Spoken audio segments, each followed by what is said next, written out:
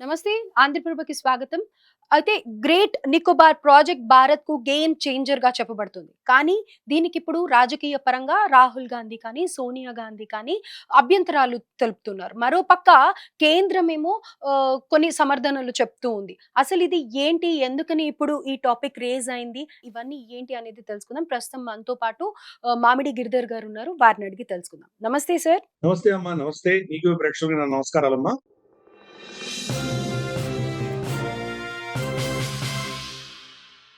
Sir ఇప్పుడు ఈ great Nicobar project నిజంగా భారత్‌కు స్ట్రాటజిక్ గేమ్ చేంజర్ అనుకోవాలా? చాలా కీలకమైనదమ్మా ఇది.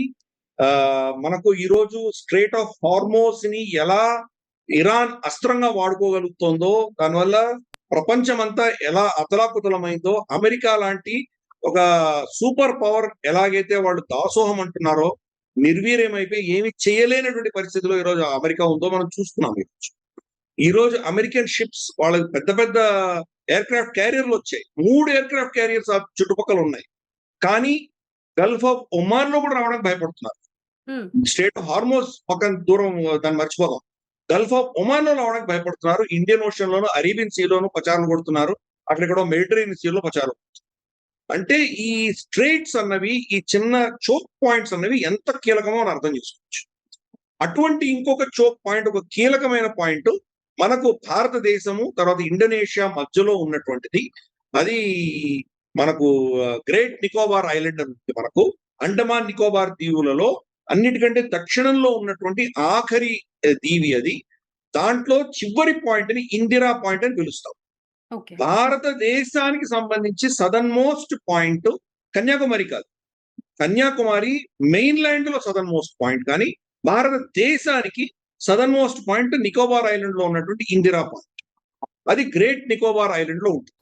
ఓకే. గ్రేట్ నికోబార్ ఐలాండ్‌లో మనకు నికోబారీస్ కొంతమందున్నారు. తర్వాత మనకు షోంపేన్ అన్నటువంటి ఒక జాతికి చెందినటువంటి వాళ్ళు. హ్మ్. వాళ్ళు షోంపేన్ అన్న జాతి 1000 మంది, 1000 ప ప ప 1100 మంది మాత్రమే ఉన్నారు. ఆహ్, మిగతా ప్రాంతం అంతా కూడా గ్రీన్ బెల్ట్ అంటారు. అన్ని కూడా forested areas. Forested areas touch చేయకుండా ఈ యొక్క నికోబార్ మన మనకు ఈ ఇందిరా పాయింట్ చుట్టుపక్కల ఉన్నటువంటి ప్రాంతాల్లో ఆల్రెడీ మన సైనిక స్థావరాలు ఉన్నాయి. మన త్రివిధ దళాలు అంటే ట్రై సర్వీసెస్ కమాండ్ అంటారు. మిగతా దగ్గర మనకి ఎయిర్ ఫోర్స్ సెపరేట్ గా ఉంటుంది. మనకు నేవీ సెపరేట్ గా కమాండ్ ఉంటుంది. ఆర్మీ సెపరేట్ గా ఉంటుంది. కానీ అండమాన్ నికోబార్ ఐలాండ్స్ లో మాత్రము ఈ 3 దళాలు కలిసి ఒకటే కమాండ్ కింద పనిచేస్తాయి. అది మనం అక్కడ నికోబార్ గ్రేటర్ నికోబార్ ఐలాండ్ లో మన స్థావరాలు ఉన్నాయి. అక్కడ మన ఎయిర్ స్ట్రిప్ ఉంది. దానికి సంబంధించిన ఫండింగ్, దానికి సంబంధించిన ప్రాజెక్ట్ అప్రూవల్స్ నిర్మలా సీతారామన్ గారు డిఫెన్స్ మినిస్టర్ గా ఉన్నప్పుడు ఆవిడ వెళ్లి ఇనాగ్రేట్ చేసి వచ్చారు. ఓకే. కాబట్టి అది చాలా కీలకం. అంటే ఈ చోక్ పాయింట్. ఈ రోజు చైనాకి రమారమి 60-70% వాళ్ళ వాణిజ్యము అండమాన్ నికోబార్ ఐలాండ్స్ చివరి ఇందిరా పాయింట్‌తో అక్కడి నుంచి వెళ్తుంది. మనం దక్షిణ ప్రాంతంలో ఉంటే గనక ఇండోనేషియా నార్దర్న్ మోస్ట్ పాయింట్ సబంగ్ అన్నటువంటి పోర్ట్. ఈ రెండిటి మధ్యలో 140 కిలోమీటర్ల సముద్రం ఉంటుంది. ఈ సముద్రం నుంచే చైనీస్ షిప్‌లన్నీ వెళ్ళవు. చైనాకి ముఖ్యంగా ఏం కావాలి? వాళ్ళకి రా మెటీరియల్స్ కావాలి. తర్వాత వాళ్ళు మ్యానుఫ్యాక్చర్ చేసిన ప్రొడక్ట్స్‌ని అమ్మాలి. హ్మ్. అమెరికాకి సరే అటునుంచి వాడు పెసిఫిక్ ఓషన్ వాడుకొని వెళ్తారు. కానీ ఆఫ్రికాతో కానీ, వెస్ట్ ఏషియాతో కానీ, భారతదేశంతో కానీ, లేదా మనకు యూరోప్‌తో కానీ వాళ్ళు గనక వాణిజ్యం చేయాలంటే ఇదో ఈ ఈ యొక్క చిన్న నారో స్ట్రిప్ ఏదైతే ఉందో దాని నుంచే రావాలి వాళ్ళు. మన నికోబార్ ఐలాండ్స్ కింద నుంచే వాళ్ళు వెళ్ళాలి. అలాగే వీళ్ళకు ప్రొడక్ట్స్ అంటే మనకు ఈ గల్ఫ్ దేశాల నుంచి, వెస్ట్ ఏషియా నుంచి వాళ్ళు ఆయిల్ కానీ, గ్యాస్ కానీ కొనుక్కోవాలంటే అవి కూడా ఇక్కడి నుంచే వెళ్ళాలి. చైనాకి వెళ్ళాలంటే. అలాగే ఆఫ్రికాలో ఉన్నటువంటి మినరల్స్, రేర్ ఎర్త్ మినరల్స్ కావచ్చు, కాపర్, కోబాల్ట్ ఏమేమి అక్కడి నుంచి తీసుకువెళ్తున్నారో వీళ్ళు ఆ మినరల్స్ అన్ని కూడాను ఇదే చోక్ పాయింట్ నుంచే వెళ్ళాలి. మలక్కా డైలమా అని పిలుస్తారు. హ్మ్. మలక్కా డైలమా మలక్కా డైలమా అన్నది ఈ ఈ యొక్క ఈ చెప్పాను కదా! మనకి ఇండోనేషియా సబంగ్, తర్వాత మన ఇందిరా పాయింట్ మధ్యలో ఉన్నటువంటి ప్రాంతం నుంచి వెళ్ళి, తిరిగి జావా ఐలాండ్ ఏదైతే వాళ్ళ ఐలాండ్ ఏదైతే ఇండోనేషియా ఐలాండ్ ఉందో అక్కడి నుంచి వెళ్ళి సింగపూర్‌ని చుట్టుకొని వాళ్ళు వెళ్ళాలి. ఓకే. అక్కడ 25 కిలోమీటర్స్ మాత్రమే సముద్రం ఉంటుంది. అక్కడి నుంచి తప్ప ఇంకెక్కడ వెళ్ళడానికి వీల్లేదు. మనం అక్కడ కమాండ్ పెట్టుకున్నామంటే గనక చైనాకు కాపు గాయొచ్చు. ఓకే. రేపటి రోజు వాళ్ళు హిమాలయాల్లో కానీ, లేదా CPEC China Pakistan economic corridor పాకిస్తాన్‌తో వాళ్ళు ఒప్పందాలు పెట్టుకొని వాళ్ళు ఏం చేస్తున్నారో, మన అరుణాచల్ ప్రదేశ్‌లో కానీ, లద్దాఖ్‌లో కానీ, రేపు చైనా మన మీద ఏదైనా యుద్ధం ప్రకటిస్తే గనక, ఇక్కడ మనం వాళ్ళని చోక్ చేయొచ్చు. ఇక్కడ గనక మనం నిఘా పెట్టి వాళ్ళ షిప్‌లను ఆపేసామంటే, చైనా ఎకానమీ కుదేలదు. 60-70% అంటే వాళ్ళ ఎక్స్‌పోర్ట్‌లు కావచ్చు, వాళ్ళ ఇంపోర్ట్‌లు కావచ్చు. 2 చోకవుతాయి. వాళ్ళకి ఎనర్జీ ఆగిపోతుంది. రష్యా నుంచి వచ్చేటువంటి ఎనర్జీ 20-30% మాత్రమే. మిగతా 70% ఎనర్జీ ఇక్కడి నుంచి రావాల్సింది. అలాగే వాళ్ళ మినరల్స్ అన్ని రేర్ ఎర్త్ మినరల్స్ అన్ని కూడా ఇక్కడి నుంచి రావాల్సింది. ఇక్కడి నుంచి మినరల్స్ తీసుకువెళ్తారు. చైనాలో ప్రాసెసింగ్ చేస్తారు. మినరల్సే రాకపోతే ఏం ప్రాసెసింగ్ చేస్తారు వాళ్ళు? హ్మ్. హ్మ్. ముఖ్యంగా ఈ 2 కాకుండా మూడో అంశం ఏంటంటే ఇక్కడ ఫుడ్ సెక్యూరిటీ. ఈరోజు చైనాకు ఆహారం చాలా తక్కువ ప్రొడ్యూస్ అవుతుంది ఆ దేశం.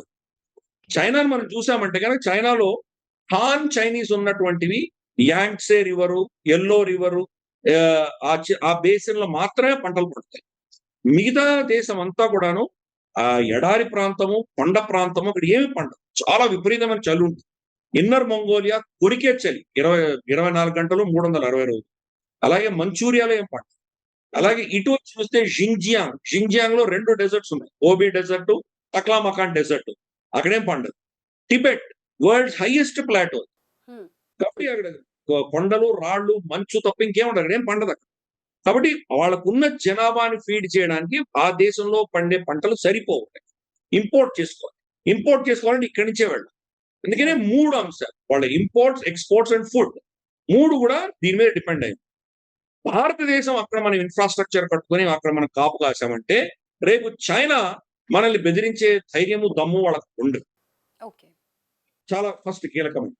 రెండవది మన దేశంలో ఒక దౌర్భాగ్యమైన పరిస్థితి ఏంటంటే, మనం ఈ బ్రిటిష్ వాళ్ళు వెళ్ళిపోయి 80 సంవత్సరాలు వచ్చినా గాని కూడా, డీప్ సీ పోర్ట్స్ లేవు మన దగ్గర. ఓకే. పెద్ద పెద్ద ట్యాంకర్‌లు ఏవైతే వస్తున్నాయో 20 ఫీట్ యూనిట్ షిప్స్ అంటారవి. ఆ పెద్ద పెద్ద షిప్స్‌కి ఎందుకంటే దాని బరువు చాలా ఉంటుంది కాబట్టి సముద్రంలో ఇసక చాలా కిందకుండాలి. హ్మ్. ఇసక పైకి కూరుకుపోతాయి. ఇసుకలో కూరుకుపోకుండా అవి మన పోర్ట్‌లోకి రావాలంటే గనక డీసెల్టేషన్ ఉండాలి. దానికి తీస్తూ ఉండాలి. మనకు విశాఖపట్నం నేచురల్ హార్బర్. హ్మ్. అక్కడ డీసెల్టేషన్ జరుగుతూ ఉంటుంది. ముంబై కావచ్చు, మనకు ముంద్రా కావచ్చు, ఇవన్నీ గూడానంటే మీడియం సైజ్ హ్యాండిల్ చేయగలం. ఓకే. హెవీ షిప్స్‌ని హ్యాండిల్ చేయలేనటువంటి పరిస్థితి. హ్మ్. ఈరోజు హెవీ షిప్స్ హ్యాండిల్ చేయాలంటే ఎక్కడ చేయాలి? మనకు జబల్ అలీ పోర్ట్ దుబాయ్‌లో, వదిలిపెడితే కొలంబో లేదా సింగపూర్. ఈ 3 ఇవే మేజర్ మన సప్లై చేస్తాయి. పెద్ద షిప్పులు అక్కడికొచ్చి, అక్కడి నుంచి చిన్న షిప్పులకి ట్రాన్స్‌ఫర్ చేస్తే, ఆ చిన్న షిప్పులే మన పోర్ట్స్‌కొస్తున్నాయి. ఇటు విశాఖపట్నము, కోల్కతా, చెన్నై ఈస్ట్ కోస్ట్ అయితే వెస్ట్ కోస్ట్‌లో మనకు గోవా, ముంబై తర్వాత మనకు ముంద్రా పోర్టు ఇవన్నీ గూడాను అంత హెవీ షిప్‌లు మేనేజ్ చేయలేవు. విഴിంజం ప్రాజెక్ట్ అని చెప్పి కేరళలో ఒకటి భారత ప్రభుత్వం అప్రూవల్ ఇచ్చిందది. అది బహుశా ఒక 10 ఏళ్ళు పడుతుంది మొత్తం ప్రాజెక్ట్ సక్సెస్ అవ్వడానికి. డీప్ సీ పోర్ట్ అక్కడ మనం పెట్టుకునే ప్రయత్నం చేస్తున్నాం. ఇక్కడ మనం డీప్ సీ పోర్ట్ పెట్టామంటే ఇది ఎక్కడ మన నికోబార్ ఐలాండ్స్ మనకు గ్రేటర్ నికోబార్ ఐలాండ్స్‌లో గనుక మనం డీప్ సీ పోర్ట్ పెట్టామంటే ఈ షిప్‌మెంట్స్ అన్నిటిని మనం హ్యాండిల్ చేయొచ్చు. ఓకే. ఇప్పుడు గల్ఫ్ నుంచి కానీ, ఆఫ్రికా నుంచి వాళ్ళు వదిలారంటే కొలంబో వదిలితే మళ్ళీ వాడు సింగపూర్ దాకా వాళ్ళు ఏం చేయరు. హుహు. కొలంబోకి, సింగపూర్‌కి, జబల్ అలీకి మూడిటికి ప్రత్యామ్నాయం ఈ గ్రేటర్ నికోబార్ ఐలాండ్స్ ఉండబోతుంది. కాబట్టి చాలా కీలకమైనటువంటి సప్లై చైన్ లాజిస్టిక్ అంటే ఒక హాంకాంగ్, సింగపూర్ ఈరోజు వాళ్ళకి ఎక్కడి నుంచి శక్తి వస్తుందో, పవర్ వస్తుందో అది భారతదేశానికి వస్తుంది. అందుకని ఇది చాలా కీలకం. రెండవది మనకు ఇక్కడ ఆహ్, ట్రాన్స్‌షిప్‌మెంటే కాదు. అక్కడ మనం ప్రాసెసింగ్ సెంటర్స్ అక్కడ మనం ఒక విధమైనటువంటి ఆహ్, ఇండస్ట్రియల్ ఎకోసిస్టమ్ కూడా పెట్టదలుచుకున్నాం. ఓకే. సో దాంతోటి ఏమవుతుందంటే ఆ ఏరియా అంతా కూడాను ఎందుకంటే దానికి ఈస్ట్ సైడ్ అంతా బాగా డెవలప్ అయిపోయింది. కోలాలంపూర్ గాని, మనకు ఇతరత్ర నాంపెన్ గాని, మనకు థాయిలాండ్ గాని, మనకు సింగపూర్ గాని మొత్తం డెవలప్ అయి ఉంది. ఇక్కడ డెవలప్‌మెంటే లేకుండా ఉంది. ఓకే. కాబట్టి దాన్ని డెవలప్ చేస్తే గనక భారతదేశం చాలా కీలకమైనటువంటి కమర్షియల్ ఒకటి సివిలియన్ పర్పస్‌కి కమర్షియల్ ట్రాన్స్‌షిప్ పాయింట్ వస్తుంది. మిలిటరీ పరంగా దాన్ని చోక్ చేయొచ్చు మనం చైనాని. రెండు అంశాల్లో కూడా చైనా మన మీద ఆధారపడవలసినటువంటి పరిస్థితి వస్తుంది. రైట్. మనల్ని అయితే మనల్ని అధిగమించి వాడు వెళ్ళలేనటువంటి పరిస్థితి వస్తుంది. అయితే మరి ఇప్పుడు ఇది పర్యావరణానికి ఇబ్బందికరంగా ఉంటుంది. ట్రైబల్ ఏరియాస్‌లో ఇలాంటివన్నీ పెట్టడం కూడా కరెక్ట్ కాదు అని చెప్పి మాట్లాడుతూ ఉన్నారు కదా! దానికేమంటారు సార్? అంటే 1000 మంది ఉన్నారు ట్రైబల్స్ అంతే. 1000 ఓకే. మంది ట్రైబల్స్ కోసము $10 బిలియన్ ప్రాజెక్ట్ మనం ఆపేసుకుంటామా? హ్మ్. హ్మ్. ఆ 1000 మందిని మనం అక్కడే ఉన్నటువంటి ఒక ఐలాండ్ ఇచ్చేయొచ్చు వాళ్ళకి. హ్మ్. ఇన్‌ఫాక్ట్ ఇక్కడ కూడాను మనం యాక్చువల్‌గా గ్రేటర్ నికోబార్ ఐలాండ్ మ్యాప్ మనం చూసామంటే, గ్రేటర్ నికోబార్ ఐలాండ్‌లో కూడా ఓన్లీ అబౌట్ 20% మాత్రమే ఈ ప్రాజెక్ట్ తీసుకుంటారు. మిగతా ఓకే. 80% ఇప్పుడు కూడా రిజర్వ్ ఫారెస్టే. దాన్నెవరు టచ్ చేయట్లేదు. అక్కడ వీళ్ళున్నారు వాళ్ళనెవరు ఆపట్లేదు. 3 గ్రామాలు మాత్రమే ఎఫెక్ట్ అవుతున్నాయి. 3 గ్రామాలు ఎఫెక్ట్ అవుతున్నాయి. ఈరోజు మనం చూస్తే రాహుల్ గాంధీ, సోనియా గాంధీ దీని మీద పెద్ద పెద్ద ఉద్యమాలు చేస్తున్నారు. దానికి ఏదో చాలా నష్టం వచ్చేస్తోంది. పర్యావరణం దెబ్బతింటోంది. ట్రైబల్స్ అందరూ వాళ్ళ ఉనికి ఉండకుండా పోతుంది. వీళ్ళు వాళ్ళ ట్రైబే అంతరించిపోతుంది. ఇలా వీళ్ళు సడెన్‌గా వీళ్ళకి ప్రేమ పుట్టుకొచ్చింది. నిన్నటిదాకా వీళ్ళు దీని గురించి పట్టించుకోలేదు. సడెన్‌గా వీళ్ళకి ప్రేమ పుట్టుకొచ్చింది. 3 గ్రామాలు దెబ్బతింటున్నాయి. ఇదే కాంగ్రెస్ పాక్రా నంగల్ డ్యామ్ కట్టినప్పుడు రమారమి 350 గ్రామాలు మునిగిపోయినవి. ఓకే. నాగార్జున సాగర్ కట్టినప్పుడు దాంట్లో కూడా ఆల్మోస్ట్ 300 గ్రామాలు మునిగిపోయాయి. సో ఎన్ని డ్యామ్స్ కట్టారు? దామోదర్ వ్యాలీ ప్రాజెక్ట్స్ 150 గ్రామాలు మునిగిపోయినాయి. అంటే కాంగ్రెస్ గత 70 ఏళ్లుగా వాళ్ళు కన్స్ట్రక్ట్ చేసిన ప్రాజెక్ట్స్ అన్నిట్లో కూడాను ఎంత నష్టం వచ్చిందో చూసాం మనం. ఎన్ని గ్రామాలు మునిగిపోయినాయి. ఇక్కడ 3 గ్రామాలను మాత్రమే డిస్‌ప్లేస్ చేస్తున్నాం. వాళ్ళని కూడా ఏం చేస్తున్నాం వెరీ సురక్షితంగా ఇంకొక దగ్గర వాళ్ళకు ఆశ్రయం ఇచ్చి అది టేక్ ఓవర్ చేస్తున్నాం. 3 గ్రామాలు. మిగతా అంతా కూడాను ఓపెన్ ఏరియా. ఓపెన్ ఏరియా దాంట్లో ఎటువంటి పర్యావరణకు సంబంధించినటువంటి ప్రాబ్లమ్ లేదు. ప్రభుత్వం నిర్ణయించిన తర్వాత ఎన్విరాన్మెంట్ మినిస్ట్రీకి వెళ్తుంది. ఎన్విరాన్మెంట్ మినిస్ట్రీలో పర్యావరణ శాఖలో వాళ్ళు చాలా రీసెర్చ్ చేస్తారు. దాంట్లో చాలా నిష్ణాతులు ఉంటారు. దీని ఫ్లోరా, ఫౌనా అంటే అక్కడ జంతువులకు, పక్షులకు, చేపలకు ఎటువంటి నష్టాలు కలుగుతాయి. దీని మీద పెద్ద స్టడీ చేస్తారు. ప్రాజెక్ట్ యొక్క బెనిఫిట్స్, ఈ నష్టం ఈ రెండిటి యొక్క ఒక కంపారిజన్ చేసి చూస్తారు. చూసి వాళ్ళు అప్రూవల్ ఇచ్చారు. సరే ప్రభుత్వం ప్రైమ్ మినిస్టర్ ఏం చెప్తే అది వింటున్నారు. కాబట్టి వీళ్ళకి నేను వీళ్ళు చెప్పేది నేను ఒప్పుకోను అని ఒకవేళ ఎవరైనా ఆర్గ్యుమెంట్ పెడితే నేషనల్ గ్రీన్ ట్రైబ్యునల్ అని ఒకటి ఉంది. ఎన్‌జీటీ అని. ఓకే. అది ప్రభుత్వానికి సంబంధం లేదు. మనం గతంలో చూసాం శ్రీ రవిశంకర్ గారు యమునా నది వరద ప్రాంతంలో ఆయన ఒక పెద్ద ఇంటర్నేషనల్ కాన్ఫరెన్స్ పెడితే ఆయనకు 2,00,00,000 జరిమానా విధించింది ఎన్‌జీటీ. ఓకే. ఇది మీరు డ్యామేజ్ చేయడానికి వీల్లేదు. టెంపరరీ స్ట్రక్చర్స్ కట్టారు. మళ్ళీ రేపు వరద వచ్చినప్పుడు అవన్నీ ఏమి ఉండవు అక్కడ. టెంపరరీ కట్టారు. అయినా ఆయన మీద ఇంపోజ్ చేసింది. అంటే అంత ఇండిపెండెంట్ గా ఉన్నటువంటి బాడీ ఎన్‌జీటీ. అది ఒక కాన్స్టిట్యూషన్, ఒక చట్ట ప్రకారం తయారైనటువంటిది. ఎవరి మాట అది వినదు. వాళ్ళకంటూ ఒక అస్తిత్వం ఉంది. మన దేశంలో కోర్ట్స్ ఎలాగున్నాయో, కోర్ట్స్ ప్రభుత్వం చెప్పిన మాటలు వినవు కదా! కోర్ట్స్ వాళ్ళు ఏం నిర్ణయిస్తారో నిర్ణయిస్తాయి. ఇది కూడా ఒక కోర్ట్. మన హ్మ్. పర్యావరణకు సంబంధించి నేషనల్ గ్రీన్ ట్రైబ్యునల్. వాళ్ళు క్లియరెన్స్ చేసారు. ఇంత క్లియరెన్స్‌లొచ్చి ఇంత స్పష్టంగా చెప్తూ దీనివల్ల భారతదేశానికి స్ట్రాటజిక్ అడ్వాంటేజ్ ఉండబోతోంది. మనం ఇంతవరకు లేనటువంటి మనకు పోర్ట్ అక్కడ రాబోతోంది. భారతదేశం పురోగతి చెందుతుంది అనంగానే దీనివల్ల కష్టపడి నష్టపోయే దేశాలు ఏమున్నాయి? మొట్టమొదటిది చైనా. ఓకే. కాబట్టి చైనా అసెట్స్ మన దేశంలో ఎవరైతే ఉన్నారో వాళ్ళు ఈరోజు సడెన్‌గా వాళ్ళకు ప్రేమ పుట్టుకొచ్చింది పర్యావరణానికి.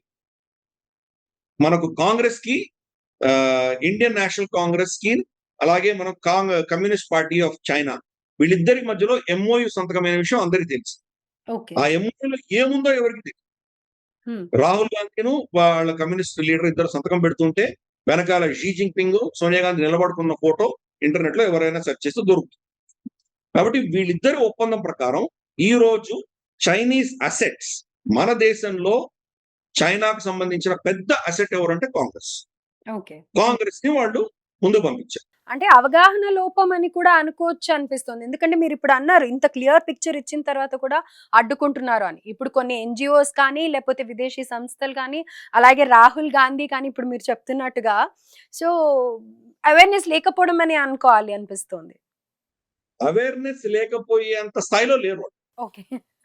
ఆవిడ ఆల్రెడీ ఓపెడ్ రాసింది. ఒక న్యూస్ పేపర్‌లో నేషనల్ న్యూస్ పేపర్‌లో పెద్ద కాలమ్ రాసింది. పెద్ద ఒక ఆర్టికల్ రాసింది.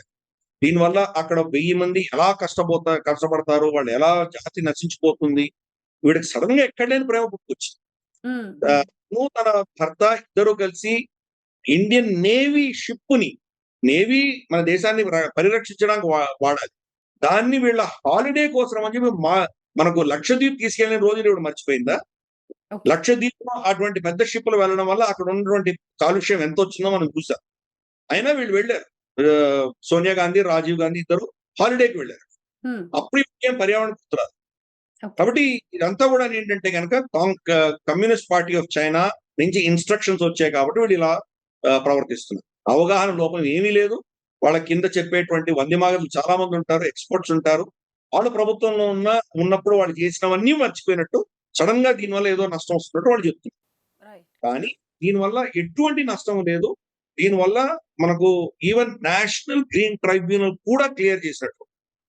నేను చెప్తున్నా కదా, గ్రేటర్ నికోబార్ ఐలాండ్ మ్యాప్ చూసామంటే దక్షిణ ప్రాంతంలో ఉన్నటువంటిది చెట్లు ఒక 3 లక్షల చెట్లు, అంటే 3 లక్షల నంబర్ చూస్తే చాలా పెద్దగా అనిపించవచ్చు. ఎందుకంటే అక్కడ మొత్తం అడవి ప్రాంతం. అడవిలో అయితే ఇంకా ఒక కనీసం అంటే ఒక 40 లక్షల చెట్లు ఉంటాయి. ఇక్కడ కింద ప్రాంతంలో ఆల్రెడీ మన సైన్యం ఉన్నటువంటి ప్రాంతంలో, మన స్థావరాలు ఉన్నటువంటి ప్రాంతంలో కొన్ని 3 లక్షల చెట్లని రీప్లేస్ చేసి డిస్ప్లేస్ చేసేటువంటి పరిస్థితి. దానికి ప్రభుత్వం ఆల్రెడీ ఎన్జిటి కూడా వాళ్ళు చెప్పారు. వాళ్ళు దీన్ని వేరే దగ్గర ప్లాంట్ చేస్తాము, దానికి 3 లక్షల ప్లాంట్లు చెట్లు ఇక్కడ తీసేస్తే కనీసం అంటే 5 లక్షల ప్లాంట్లు, ఇంకా అంతకంటే ఎక్కువ ప్లాంట్స్ మేము చుట్టుపక్కల ప్లాంట్ చేస్తామని చెప్పారు. దానివల్ల ఎటువంటి సమస్య లేదు. దీని సమస్య అన్నది చైనాకు సమస్య ఉంది కాబట్టి ఈ రోజు సోనియా గాంధీకి, రాహుల్ గాంధీకి సమస్య వచ్చింది. అంతకుమించి ఏమీ లేదు. ఇది భారతదేశానికి ఒక చాలా కీలకమైనటువంటి ఒక ప్రాజెక్ట్ ఇది. ఈ ప్రాజెక్ట్ కనుక కంప్లీట్ గా సక్సెస్ అయిందంటే, ఆల్రెడీ టెండర్స్ ఇష్యూ చేశారు, అది అవార్డ్స్ కూడా అవుతున్నాయి. క్రమేపీ అది రాబోయే 10 సంవత్సరాలు పడుతుంది ఈ ప్రాజెక్ట్ మొత్తం డెవలప్ అవ్వడానికి. 10 సంవత్సరాల్లో అద్భుతమైనటువంటి ఒక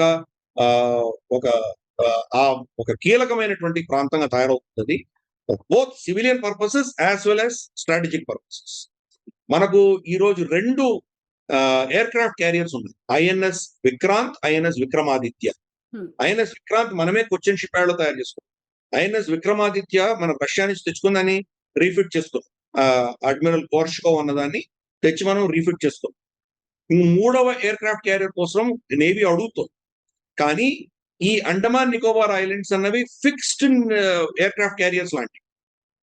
కాబట్టి మనం అక్కడ అంటే మొత్తం అటు ఇటు అన్ని కాపుగా ఎగలేనట్టు, మియన్మార్ కావచ్చు, ఇటు ఇండోనేషియా, మలేషియా కావచ్చు, మలక్కా చోక్ పాయింట్ కావచ్చు, లేదా అక్కడి నుంచి మనం కనుక సబ్మెరీన్లో కొట్టామంటే బెయిజింగ్ దాకా మనం కొట్టగలం, న్యూక్లియర్ అటాక్ చేయగలం. కాబట్టి ఎంత క్రూషియల్ ఇది అర్థం చేసుకోవచ్చు. మన దేశానికి ఏది అవసరమో, ఏది మన దేశ రక్షణకు చాలా కీలకమో దాన్ని కాంగ్రెస్ తప్పకుండా అపోజ్ చేస్తుంది. ఎందుకు? వీళ్ళ ఇంట్రెస్ట్ ఎక్కడున్నా మనకు తెలుసు. రైట్.